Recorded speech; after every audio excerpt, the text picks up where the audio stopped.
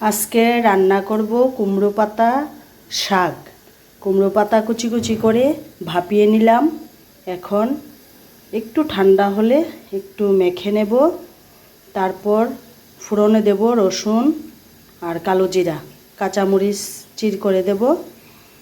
কুমড়ো পাতার শাক, কারণ কুমড়ো পাতা একটু ভাপিয়ে না নিলে ঘচঘচ হয়ে থাকে, কেমন জানি একটা হয়ে থাকে, তার জন্য ভাপিয়ে নিলাম। ফোড়ন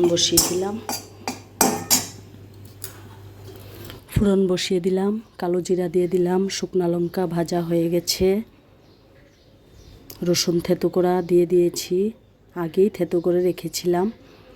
রসুনগুলি দিয়ে দিলাম। এখন কাঁচা লঙ্কা দিয়ে দিয়েছি, লাল লাল করে ভেজে নেব। এখন ভাপানো কুমড়োর শাক দিয়ে দিলাম।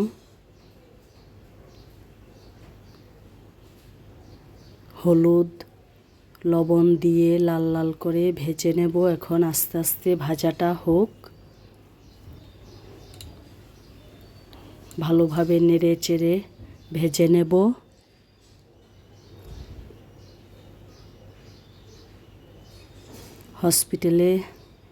হসপিটালে থেকে তোমাদের দাদা ভাইয়ের সঙ্গে এইসব খাবার খেতে খেতে আমার মুখে অরুচি হয়ে গেছে। আর তোমাদের দাদা ভাইকে ডাক্তার বলেছে শাক সবজি বেশি বেশি খাওয়াতে, ভাত একদম না খাওয়াতে, ডালিয়া রুটি এসব খাওয়াতে বলেছে। দেখো শাক আমার রেডি।